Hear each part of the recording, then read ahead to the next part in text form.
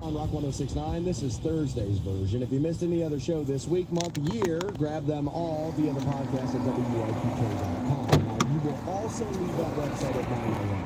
because that's when I'm passing out the Tonight we'll go up to Dice Hill Park. At WIPK.com. We will get you see if we can see the auroras. I'm lucky enough to pass out the first $1,000 keyword 9 a.m. Also, around 9:25 this morning, we'll sit down and talk to WWE superstar Johnny Gargano. He'll be in town at Cleveland Brown Stadium August 3rd for SummerSlam. Is that near here? Huh? Is that near here? Yeah, we go up there all the time. And we'll sit down, talk to him about SummerSlam. Where people go sled riding in the winter and stuff. Before he got into, SmackDown, I believe. Where we went to play disc golf.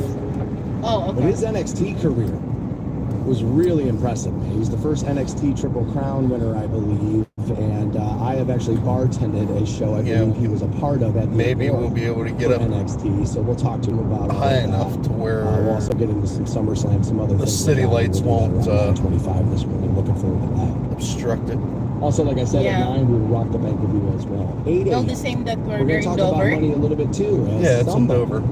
Is leaving We've been there piles already, of right? cash Yeah. in public restrooms around Ohio. I haven't seen a location all that close to us, but I'm talking piles of cash. They found $10,000 in one bag, and I believe it was $20,000 in another. Now, I have lost a $5 bill, right? I've washed a jacket with a 20 in it. I mean, I've done some things. I feel like even if you gave me a ton of money, I'm going to know if $20,000 falls out of my bag. I guess maybe I've just been, I shouldn't say poor, but I'll just say, I guess I've been middle class too long. I guess I don't understand that some people could be losing 20 grand in cash. It feels like a little bit of a prank thing. It feels like a little bit of a, did you steal it thing? It feels like a setup for a pod or, you know what I mean, a TikTok prank type thing to me. But we'll take a look at this. We'll do that coming up 8 o'clock this morning on the Marysville Money. Somebody leaving cash all over Ohio. Also, everybody's sick of reboots and all of this stuff, but apparently networks, not so much.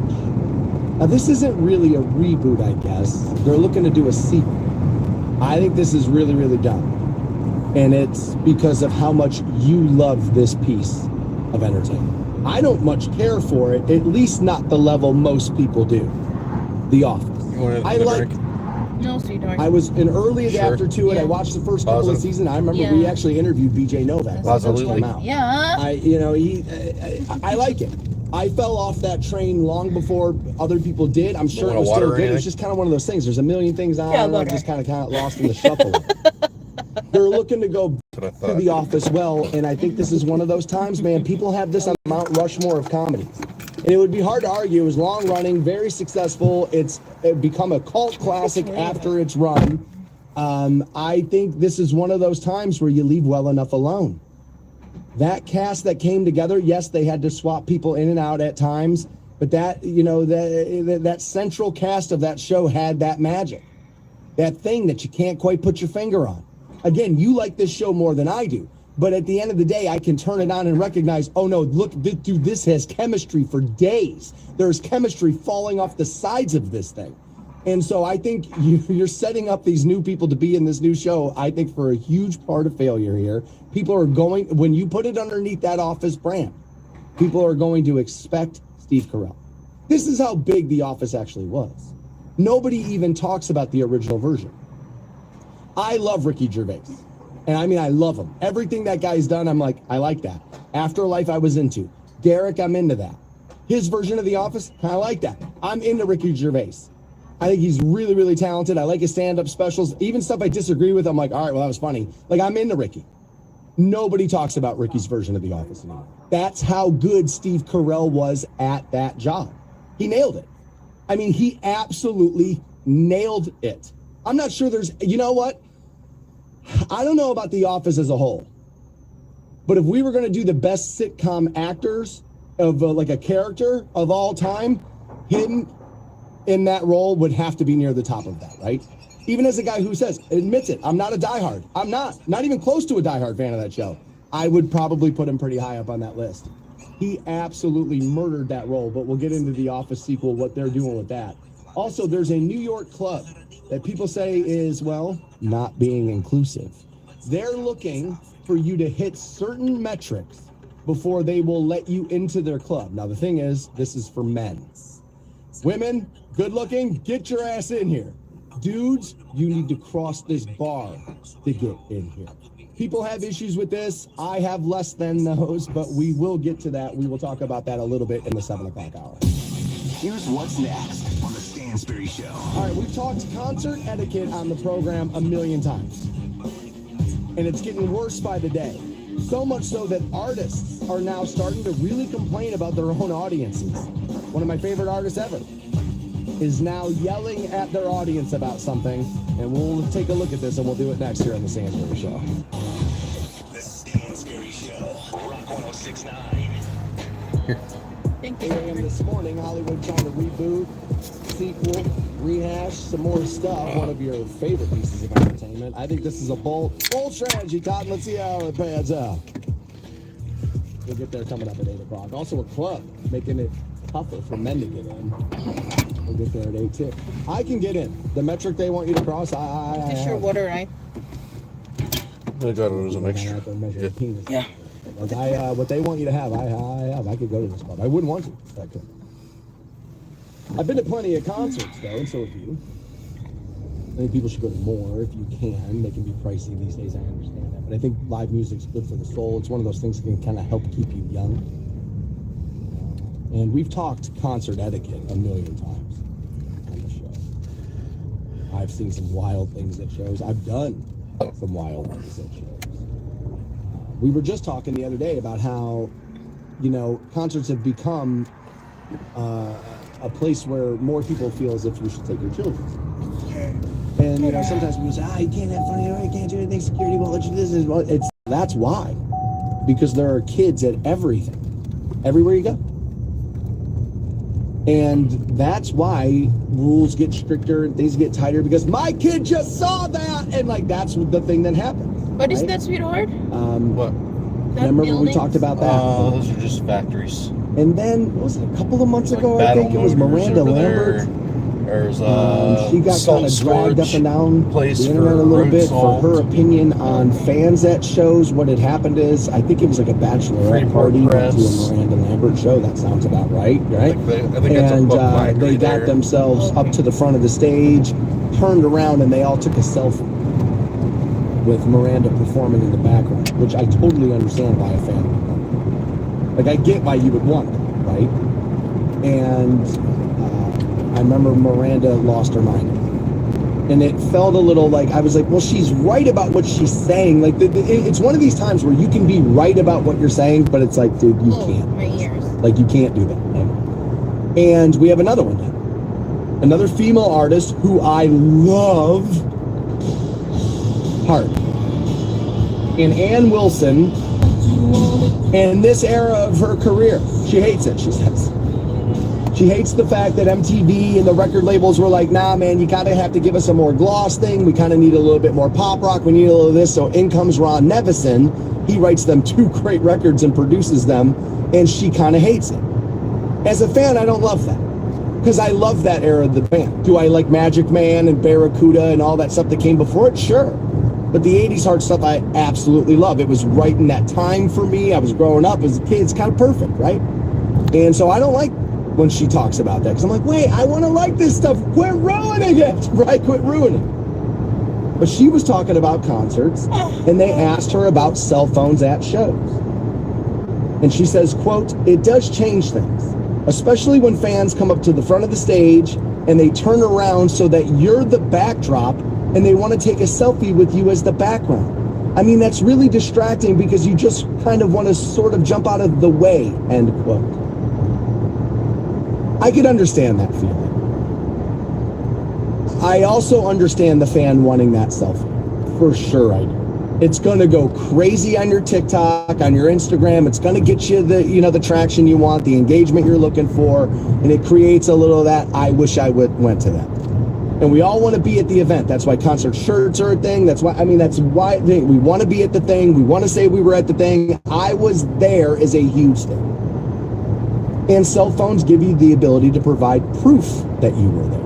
I've been to 1,000 shows, people are like, you weren't at that. And then I got to dig through my ticket stubs. I'm like, checkmate, baby, it's right there. I was there, right? And it's like, but like, cell phone pictures can help put an end. I understand taking a selfie in front of the stage as they're playing behind you way more than I do, let me record this video. Now, once you post the video to Instagram, you're never going to really look at it ever again. And they never really sound great off the cell phone mics and all of that stuff. So like that to me is, I've done it, obviously. I understand the selfie thing in front of the stage way more. It's a little bit of a keepsake, right? Ann Wilson elaborated a little bit. She said, quote, to be fair, it's a big night for them and they want to preserve a little memory of it. Still, that doesn't mean that I enjoy being part of the selfies. Quote, I'm not a backdrop. All right. I think a little bit of this, and people will think I'm being mean here, but I think a little bit of this is, this woman has talked openly and honestly about how her looks, how they were talked about, how she was shot in videos in the 1980s, and how that has all affected her, right? She's one of those people, if she were a little less talented, people would mock her weight constantly. You hear it, it's not as much as it used to be, Heart's not as big as they used to be, that's part of it. We have Lizzo for this now. But people used to really, just really get up and down on her. I mean, if you go watch those videos of the 80s, that's the reason why she hates it as much as she knows the songs are good. But when they showed her sister playing the guitar, it was like, man, look at it. Floor to ceiling. Look at Nancy. She just looks so good. Spin around one time. Nance, do that for us one time. And then move back to the singer, and it's like from cleavage up. Right? And like they wouldn't show her at all. And that's, obviously, we can call it mean if you want. It's a visual medium, and they were looking to have a success, and they did it because of it. Say whatever you want. People have judgments. They do. It's one of those things. You want to see pretty and in-shape people on television. Don't lie. It's kind of what you want. It's why we look up to people. We wish we were skinny. We wish we were good looking. It's all baked into that. I think a lot of it is this, that you don't get to look at the photo. You don't get to decide, all right, let's take another one. I don't look good in this. But you're captured in that moment forever. That's the number one thing I think when people ask me, yo, man, can we take a pic? Of course, absolutely, let's do it. And I think, oh my God, I'm gonna look terrible in this, and it won't matter. I'm just tagged in it for life. I'm in it for there. I don't get to control any of this. I'm happy to do it, right? But it's one of those things. It is on your mind. Beyond that, let's not make this about me. Keeping it with Ann Wilson. You got to remember, man, these artists. Pull that with a car if you wanted to. They used to have way more control. You could pull that with this car if you wanted to. Like at the gate, they used to tell you, you're not bringing a camera in here. You used to have to take those, instant cams and shove them into your crotch and try to get them in the show. It was, when I was growing up, it was like, dude, you're going to record the show? No, you're not. Actually have a not if nobody's getting paid, you're not. You're not recording anything and taking it with you. You're not taking photos that nobody got paid for you to take. We have a photographer. You're not doing any of this stuff to us. We're the artist. Just be thankful we showed up here to sing for your ass. That's what it was like. That's what it was. And we were thankful, by the way. We were. Like, hey, thanks. This was awesome. You were great. You were as good as I wanted you to be. There were parts about that were better. There were parts about that were worse. But if you're the artist and it goes from you have complete control, nobody can do anything unless you say so, to now the audience member has all of the control over everything. They pass out half your show on their social media before anybody else gets to see it. That's why comedians take phones. Comedy's funnier the first time around.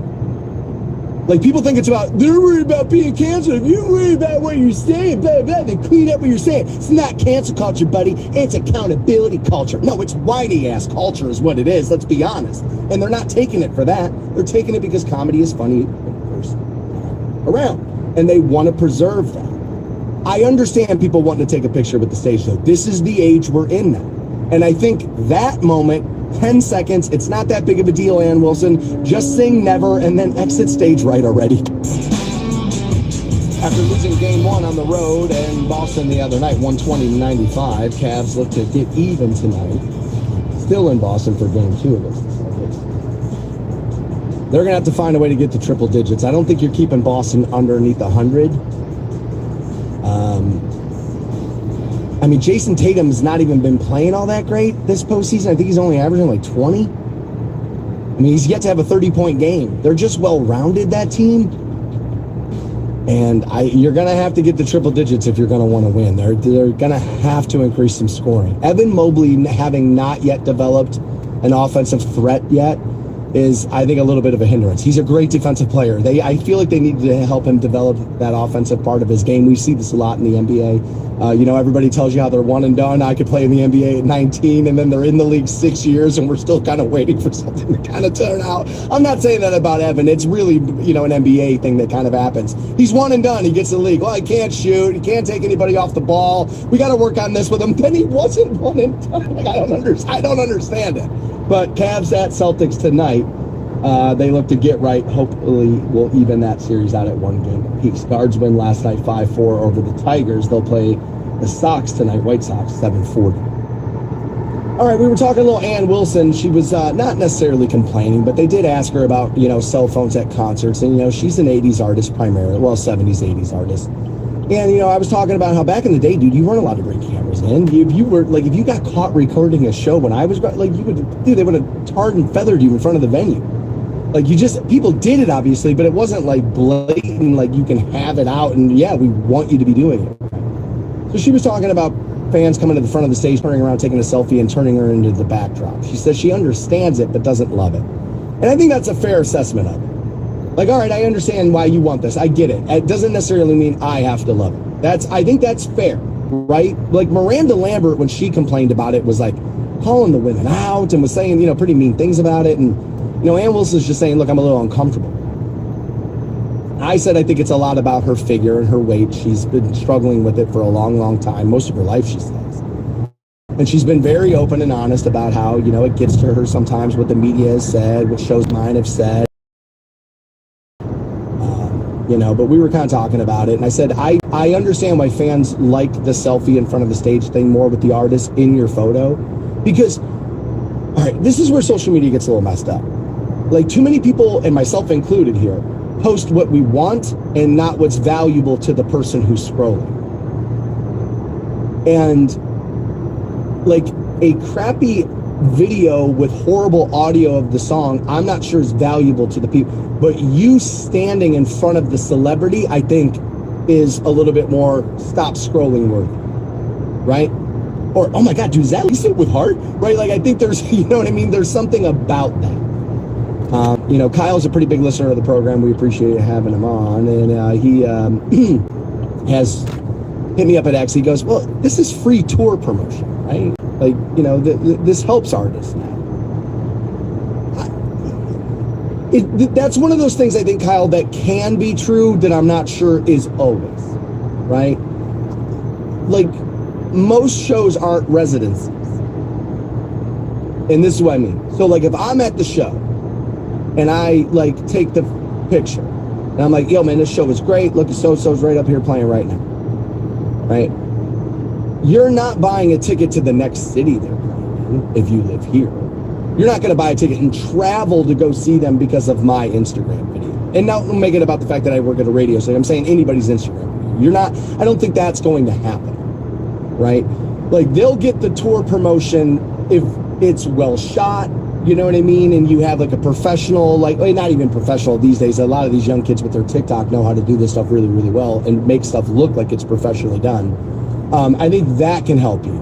A shaky vid, you know what I mean? And not shot the right way, holding the phone in the wrong direction. I'm not sure that sells tickets for people. And again, they're not playing in this city again tonight. They're on the road. So I'm not sure that will translate. I think a promo release video from the band, the label, and it's well done, well shot. Here's this. Oh, by the way, don't forget they sing Barracuda too. And then, yeah, I think that can do it. I think the things on Instagram just make people go, I wish I was there. I could also push a little further. This feels like a little hyperbole and a reach, but I'm going to do it anyway. There are a lot of people who will say, well, now I don't have to go. Because I've just seen this. And if you're the kind of person who's on Instagram the night the show's playing, you're the kind of person who stays on Instagram and doesn't go to shows. Now, that doesn't mean that just because you like an artist, you're going to go to every show. Not everybody can afford to go to everything, and I understand. As a matter of fact, I'll go to my grave saying this because it was one of the best pieces of advice I ever got. When I was working as a bartender at a concert venue, the owner of that place was a great guy, and I mean a great guy. And I remember we had a bunch of big shows booked all in 1 week. I mean, dude, we were packed for like 5 days straight. It was crazy. And he said to us at the beginning of the week, this is a monster week for you and this establishment. We're going to be busier than we've ever been. You're going to be running your ass off. I just want to remind you, you guys see 300 shows a year or you're standing behind these bars. Most people go to 3 shows a year. Don't be the reason they didn't have fun tonight. And I'll never forget, I went to my bar station, I was like, that's actually really smart, he's right. Like, he's right. Like, we gotta, like, we're upset, we're annoyed, we're this, we're that, but dude, this is about you, and this is about having fun. And, you know, he was a little bit right. I understand people wanting keepsakes. I could get the artist not necessarily being in love with it. I don't want to spend all day on this, but I do want to thank you guys a ton. We are coming up on the 10-year anniversary. I've been talking about it a little bit more. I'm actually not going to be here for that. I have family coming into town. I apologize. But yesterday there was a meeting in this building, both with my local management and some corporate guys. And this is when they go over everything with a fine-tooth comb and like, where are we? A little State of the Union. And everybody should do that, including this radio station and this company. And they got to the slides of Rock 106.9 and the Stansbury Show. And then this got said. Man, the ratings of this station are absolutely monstrous. Look at this. You guys are crushing. This is insane. And then there was this huge, like, I'm serious, dude, where like things, I shouldn't say this, but like they kind of fell off of a cliff a little bit. And one of the corporate guys said, he goes, do we know what happened here? And that's when my local management said, yeah, that's the week Stansbury's on vacation. And I just leaned back in my chair. I was like, I bet ain't nobody gonna try to tell me what to fix now. I was like, I bet they had a stack full of notes about everything Stansbury was doing wrong, but now all of a sudden it's like, well, I kind of feel like he's doing everything right. Not that I am. I think we all know that. Plenty of mistakes get made in that room. But y'all made me look damn good yesterday. And I took a lot of emails congratulating me and thanking me for being good at this. And that was the first time that's happened. Let me check notes ever. So thanks for that. About 9:25 this morning, we'll sit down with WWE superstar Johnny Gargano, who will be in town for SummerSlam that August 3rd, Cleveland Browns Stadium. From what I understand, man, that pre-sale of that got a little hairy the other day. Like, people were waiting 40 minutes in the queue just to get in for the opportunity to buy some tickets. I saw some of the pricing, too. The WWE. Which, by the way, guys, keep buying those tickets. Keep watching Raw. I own stock in TKO, the parent company. Just keep hammering that stuff, dude. Keep watching. Keep doing all that, dude. Keep doing it. I think that stock's up $10 since I bought it. So thanks for that. I like the wrestling people. You guys are all good in my book. We'll talk to Johnny Gargano. We'll do that coming up around 9. This is about your entertainment as well. They're going to mess with a piece of intellectual property that you love and hold sacred. Me less than you, although I would recognize that it was a great show. I did jump off early, not because I didn't like it or it went woke or and none of the crazy stuff people say. It's just like, dude, things get busy and, I move around. I'm talking about The Office. I remember, I think it was 2006, we were in Vegas for the Radio Music Awards, and Radio Row, they start bringing all the celebs down, and BJ Novak, who was a huge part of that, early on. We had him on the air. We were talking about, how much of it is scripted versus, how much of you guys, kind of screwing around and ad-libbing and stuff. And he said, quite a bit. We ad-lib quite a bit. We said to him, we were like, dude, Steve Carell is our boss. And he kind of eye-rolled us. And I was like, you hear that a lot, huh? He goes, every single day. He's like, dude, it's the number one thing people say to me is, oh my God, how did you get my boss so right? And so, show was pretty good, groundbreaking, kind of had its thing. Now, yes, it was taken from a British version that Ricky Gervais had done. I think we can admit this. I love Ricky Gervais. I'm a huge fan. But I think we'd have to admit that Steve Carell has outpaced him in that role, right? Like, I think that's fair to say. The show went on without Steve Carell for a while in that role. James Spader, who I love, was stepped in there. I still feel like that was a weird choice. I love him, but that felt like a very weird choice. for that. I actually should go back and watch The Office again because I've seen a lot less of it. What kind of bird is that? I never really got the Jim and Pam thing. Never really panned out for me because I was like, dude, there's no way a guy is trying this hard to land a chick this mid. Like, dude, like that ain't happening. Like, dude, that ain't happening. I remember when it was I guess maybe if you never let him out of the office, right? Then maybe if it's the only woman you see in there, it's like maybe. But it's like I never really bought into it. They're nocturnal. But I should maybe go back and watch it. Same. Yeah. They're now doing not a reboot. This is a sequel. See in the morning and the hours. And NBC starting to leak some information out about it. Apparently, this will star, and I hope I get these names right because I don't know who these people are. They are Domhnall Gleeson from Ex Machina and The Patient, and Sabrina Imperatori.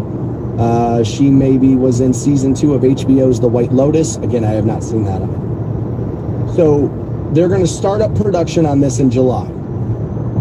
Those two have been confirmed. We know they're in it. The rest of the ensemble cast is yet to be filled out.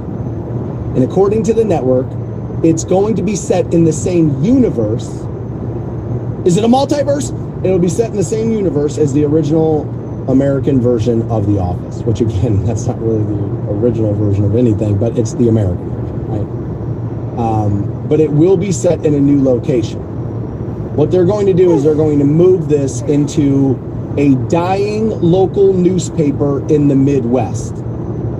So again, going back to more Ricky Gervais material. Thanks, Rick. Thanks for the idea. We'll yank that out of the back pocket there and milk you dry for it. And I say that because Ricky Gervais, after having done The Office, has done a few shows for Netflix. One of them is a show, it was only 3 seasons. It was only intended to be 3 seasons. And if you've never seen it, I highly, highly, highly suggest it. It is called Afterlife.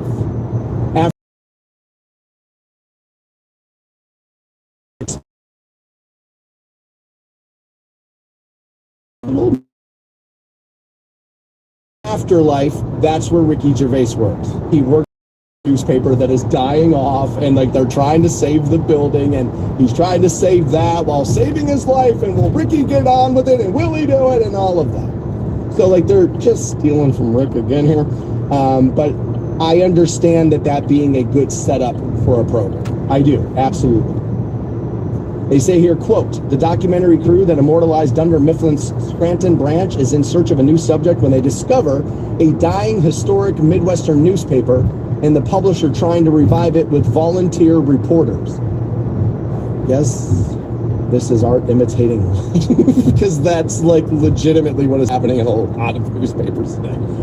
The quote continues, it's been more than 10 years since the final episode of The Office aired on NBC, and the acclaimed comedy series continues to gain popularity and build new generations of fans on Peacock. Yeah, it's also now so old that it's starting to get to the point where younger viewers are starting to watch it, and they're doing this.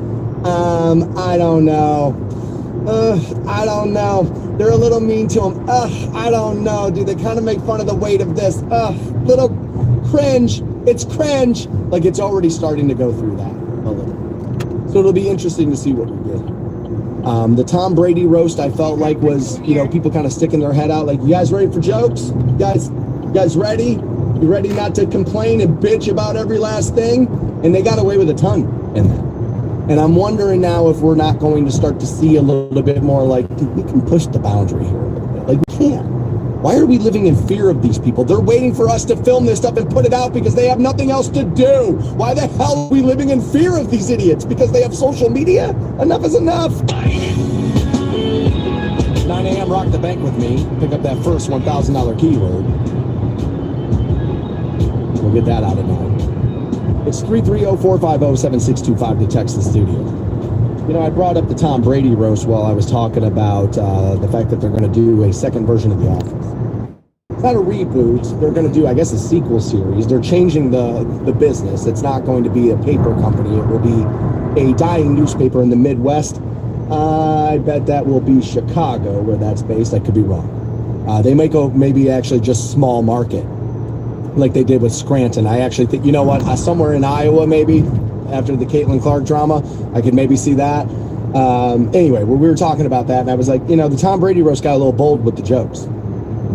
And Jerry Seinfeld got in a little trouble a couple of weeks ago for saying, look, the extreme left, and they killed comedy. And everybody's like, no, they didn't. And it's like, well, I don't know, man. Yeah, Slate and Guardian and, all of those articles come from like the 11 times Ross got a little too right wing, or like the 11 times Phoebe was fat phobic. And like that stuff doesn't come from like conservative pundit. Like it doesn't. Right? Like that comes from liberal outlets. It does. We can admit that. That's fine, right? And I said it. Had Jerry Seinfeld just come out and said this, the sitcom's a little stale, everybody would have went, yeah. Yes, you can talk about It's Always Sunny and you can talk about South Park. When you can point to the exceptions, you're only proving them right.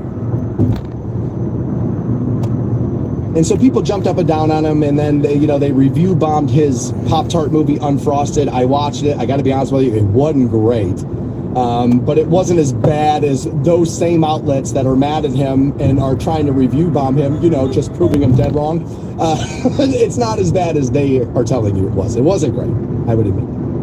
Alicia had heard that conversation and sent me a screen grab, I guess, of The View, where I guess Whoopi Goldberg was upset and had called out Tom Brady for allowing people to roast him through Gisele Bündchen. A lot of people were making fun of him that night because she slept with her jiu-jitsu instructor. And so I guess people were upset because they allowed a woman to get slammed, and he sat there and didn't do anything for the mother of his children and blah. Okay, I can see that point. I don't think I agree with it, but I can understand where you get it from. I will say this, had she not slept with the jiu-jitsu instructor, we're not talking about it at all. Right? Yeah, exactly. I wasn't upset that people said it to him. I was shocked with how brutal they did get with that one particular subject. There's also a difference between just saying something mean and having a joke. Kevin Hart turned to him and literally just said, she F that guy. That's not a joke. That's just saying something mean to somebody. I don't have a problem with it, but that's not a joke. Nikki Glazer, while up there, said this to Tom Brady. Why would you agree to do this roast? This is the dumbest thing you've ever done since, I don't know, maybe looking at your wife and saying, babe, you should try jiu-jitsu. That's a joke. Kevin Hart saying, she F that guy. That's not a joke. That's just being mean. That's fine. That's what roasts are, kind of bust balls and do all of that. But there was a little bit of me where it's like, all right, that's what roasts are. They're busting balls, right? So I thought about that. I was like, well, if my buddy's wife did that, I think it would be 6 beers deep at the bar, like, yo, man, so like, ready to open up about that? You know what I mean? Like, that kind of sucks, right? But I don't think I'd just be like, hey, dude, she had sex with him, right? Again, Nikki Glazer, because he's a jiu-jitsu instructor, said to Tom Brady, that's got to be tough, right? Knowing that dude can beat your ass while eating hers. That's hilarious. That's a joke. Set up, knocked down, here it is, funny, versus just being mean about it, right? The Kevin Hart stuff with that didn't necessarily land for me. I'm sure other people watched Kevin say it and thought it was hilarious, right? It's subjective. It's not just Whoopi. You know who had a little bit of a problem with the Tom Brady roast? Everybody's new favorite alpha male, Jason Kelsey. Yeah. Kels, not in love with it. Went on his podcast and said, quote, it's pure entertainment and I'm really happy they did it, but I just don't get the roasts. I don't know why people do it. Maybe I take myself too seriously. It was star-studded. The best part about it was how many iconic NFL and celebrities of immense stature that were there. I don't know why anybody would be shocked about that. He's Tom Brady. Quote, not to mention the entire Patriots dynasty showing up for Tom. That being said, I really don't effing get it. I don't get why people do roasts. I don't get why they are a thing. Ha ha, yeah, my family's ruined. It's so funny. Everybody's laughing. It's great. We're having fun. Yeah, right. End quote.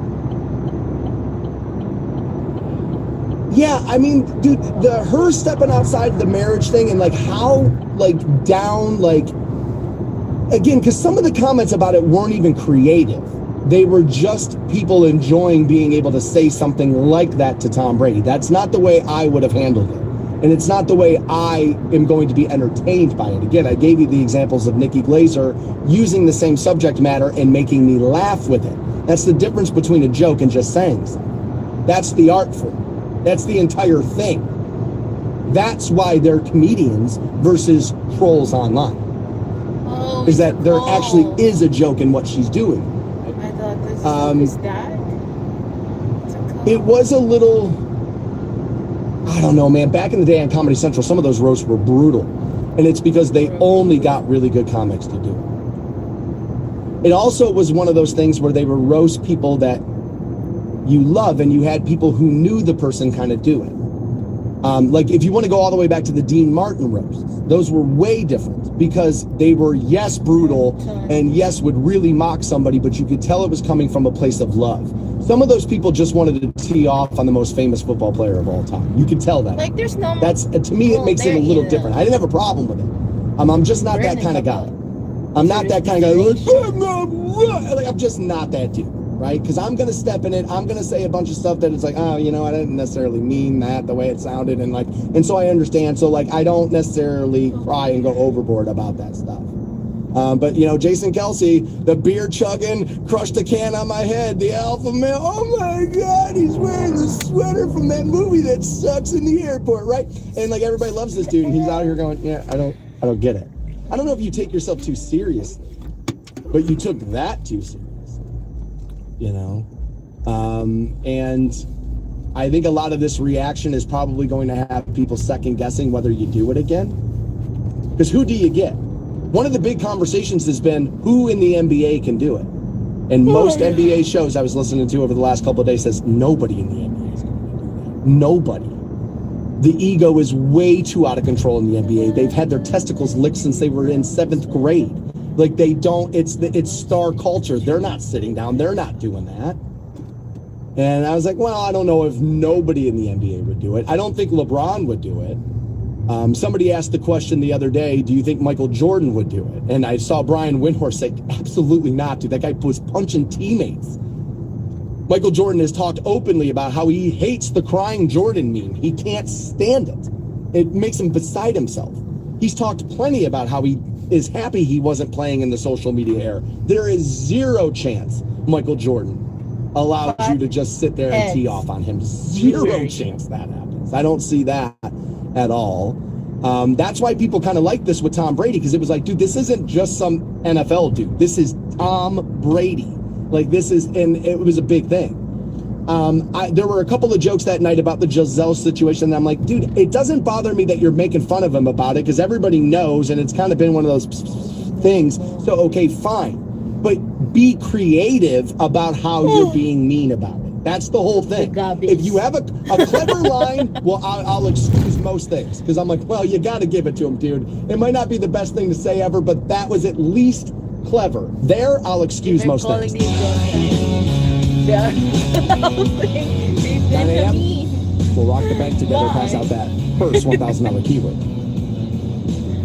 Nikki on the way to dropping her kids off at school is like, Stansbury, I love you, but like, I just had to turn around and look in the back seat, like, that's a sentence we're not allowed to use outside the family. You don't go to school repeating stuff we heard on the Stansbury show. Sorry about that. Got a little carried away as we were talking about the Tom Brady roast, and what had happened is, you know, people were asking the question, let's get an NBA guy, and so many people, I saw a bunch of roundtable shows yesterday, talking about the idea you could get an NBA guy, and so many of them said what I think is true. It's like, nah, dude, it's a different culture. Like they're put on pedestals, and I used a pretty graphic way to say that. And she had to tell her sons, don't repeat Stansbury at school. That's pretty good. I appreciate it. But we were kind of talking about that, right? And it would be, I think, tougher to get an NBA star these days. First of all, I think we do have to air quote the word star in the NBA. There might be 7 of them, and they're all way too big to do it. A suggestion I heard yesterday, because of how beloved he is, and so people would roast him, rib him a little, but nothing would be post on Mondays. And nothing would be mean. I think was Steph Curry. When I heard that suggestion, I think that might have been Brian Windhorst who said that yesterday. Only my day. I think he had been on with Rich Eisen, maybe, where I saw that. I think they're open on Tuesdays. When I heard Windhorst say that, I was like, that makes a lot of sense. Steph is kind of like loved around the league. I think he has a pretty decent sense of humor about himself. I don't know everything Steph's ever said, done, or been a part of. I think the one thing maybe is they were up there making fun of his wife for talking about how the NBA was rigged when they were losing to the Cavs. That could get a little touchy for Steph, but I could see Steph maybe doing it. Jay texted in a great, and I mean great suggestion. This came in at 330-450-7625. Jay said, "Bro, it's Shaq. Like, he's hilarious himself, so when he gets up at the end of the night, he'll be able to roast back." Right? Yeah. Absolutely true. And he has the right kind of sense of humor, and there's enough comedy there. I agree. As a matter of fact, I looked this up because I was like, have I said